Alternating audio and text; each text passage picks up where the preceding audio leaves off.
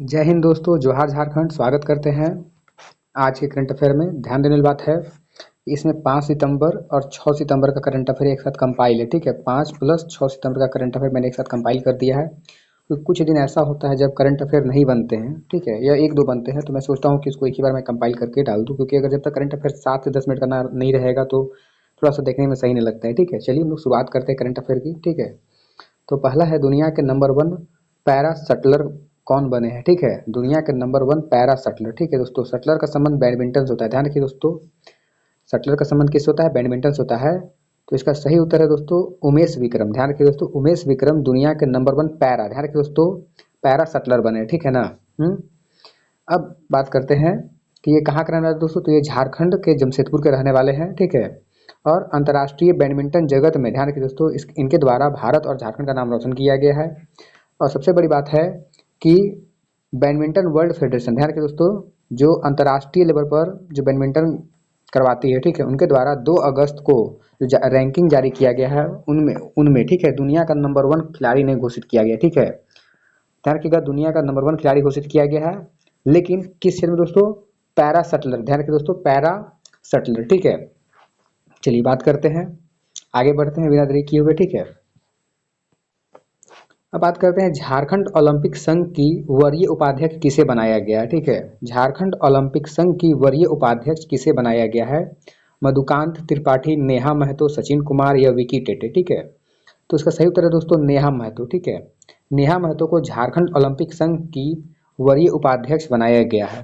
देखिए दोस्तों, कोई भी जब पद होता है तो आप एक नाम सुनते होंगे अध्यक्ष। ठीक है, इसको बोलते हैं चेयरमैन। ठीक है, तो अध्यक्ष के नीचे क्या होता है दोस्तों? एक पद आता है, इसको बोलते हैं उपाध्यक्ष। ठीक है, उपाध्यक्ष। ठीक है, जिसको हम लोग डिप्टी चेयरमैन बोलते हैं। ठीक है, तो उपाध्यक्ष पद के लिए यहाँ बात हो रही है। अब आप समझते हैं दोस्तों कि झारखंड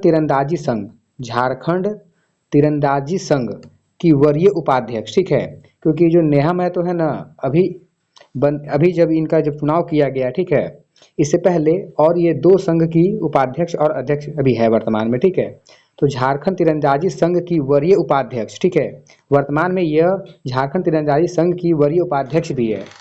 ठीक है, इसके अलावा बिरसा मुंडा तीरंदाजी अकादमी, ठीक है, बिरसा मुंडा तीरंदाजी अकादमी की अध्यक्ष, ठीक है, नेहा महतो को, ठीक है, अभी वर्तमान में नेहा महतो 2 पद ऑलरेडी संभाल रही है।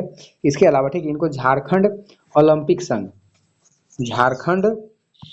ओलंपिक संघ का वरीय उपाध्यक्ष बनाया गया है। ठीक है, कोई दिक्कत नहीं, कहीं भी एग्जाम के पॉइंट ऑफ व्यू से पूछा जा सकता है। ठीक है, इसको आप याद रखिए, क्योंकि देखिए अभी जब सही एग्जाम की घोषणा डेट होगी, ठीक है, फिर आपके लिए दिक्कत होगा कि आप करंट अफेयर कैसे करें। साथ साथ चलते रहिए, कोई दिक्कत नहीं होगा। चलिए आगे बात करते हैं। ठीक है,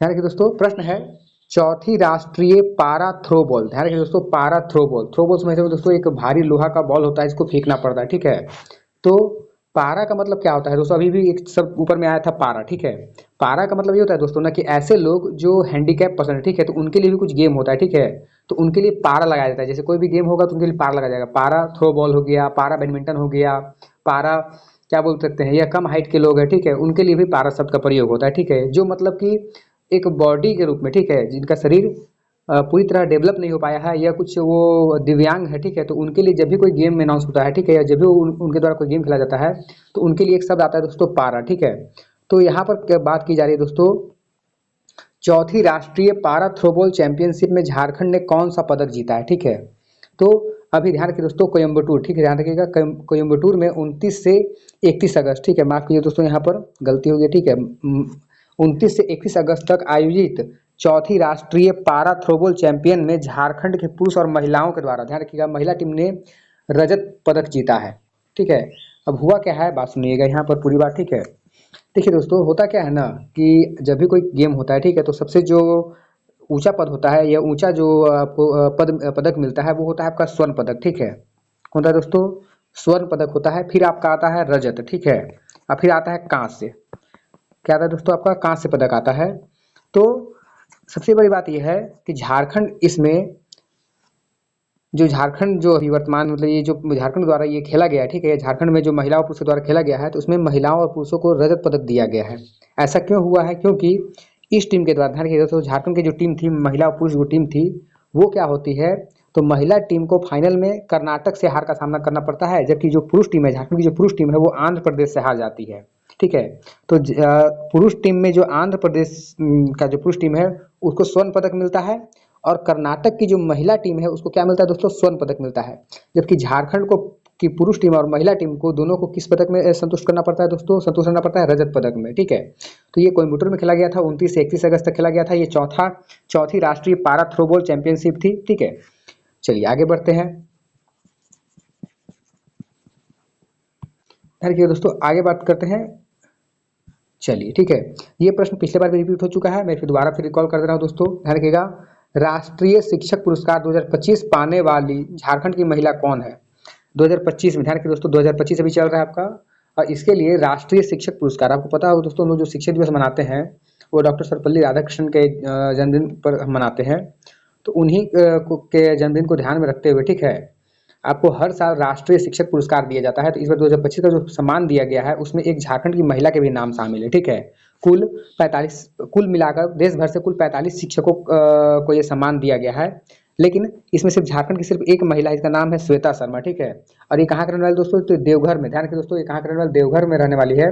और अभी ये शुक्रवार को, ठीक है, जब ये 5 सितंबर था अभी, तो तब नई दिल्ली में राष्ट्रपति द्रौपदी मुर्मू जी के द्वारा, ठीक है, ये पुरस्कार इनको सम्मानित किया गया। मैंने पहले भी 2-3 दिन पहले भी इस चीज़ को मैं कवर किया था। ठीक है, लेकिन दोबारा से ये न्यूज़ में था तो मैंने इसलिए इसको दोबारा से मैंने ले लिया। ठीक है, तो श्वेता शर्मा को, ठीक है, ये झारखंड की एकमात्र महिला है, या एकमात्र आप ऐसा बोल सकते 2025 में झारखंड की एकमात्र महिला जिसको ये मिला है। ठीक है, ये सम्मान, यह झारखंड में एकमात्र व्यक्ति जिनको राष्ट्रीय शिक्षक पुरस्कार 2025 से सम्मानित किया गया है। ठीक है, क्योंकि बाकी जो 44 लोग हैं वो अदर स्टेट से बिलोंग करते हैं।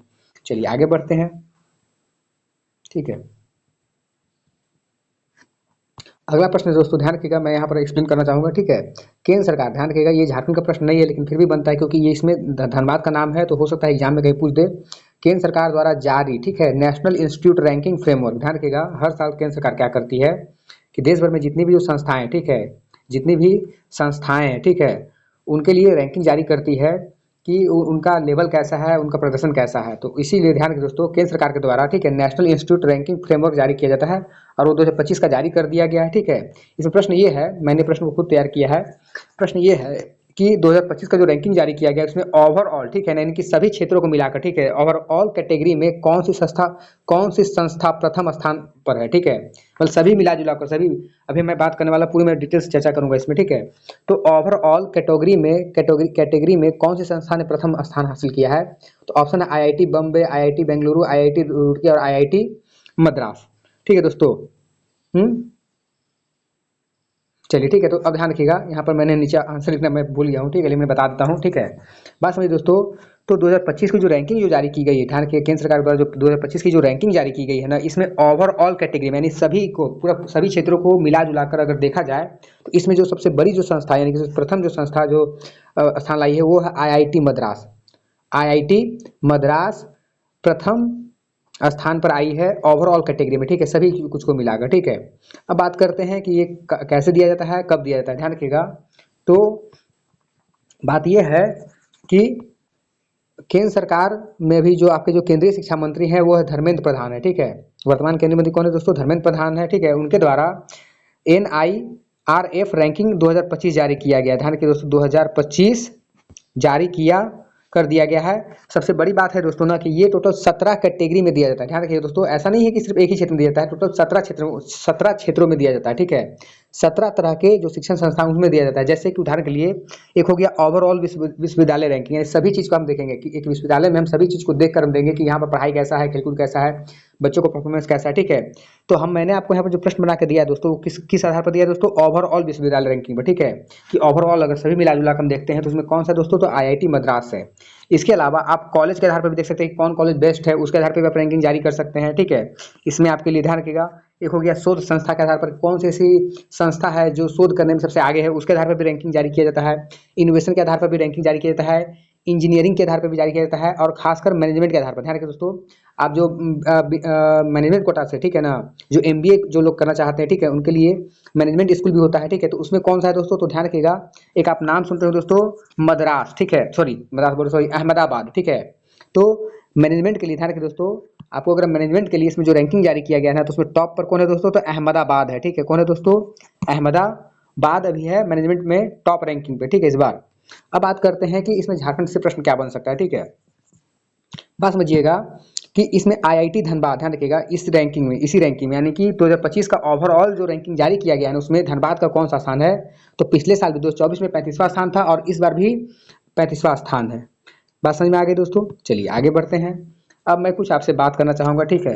ये पॉइंट तो बनना नहीं चाहिए, लेकिन फिर भी मैं बात कर रहा हूँ दोस्तों। ध्यान रखिए दोस्तों, कहीं पर एक रिपोर्ट अभी जो आज का जो न्यूज़पेपर है उसमें लिखा हुआ है दोस्तों, देश के जो 47% जो मंत्री हैं उनके खिलाफ आपराधिक मामला दायर है, ठीक है। यानी कि भारत में, बात समझिएगा, भारत में दोस्तों जितने भी मंत्री हैं ना अभी वर्तमान में ना, उन मंत्रियों के खिलाफ पूरे देश में आपराधिक मामला चल रहा है। कितने? 47%। यानी कुल मान लीजिएगा आपके देश में कुल 100 मंत्री हैं, ठीक है, 100 नेता हैं, उसमें 47% ऐसे हैं लोग हैं ना जिनके ऊपर आपराधिक मामला है।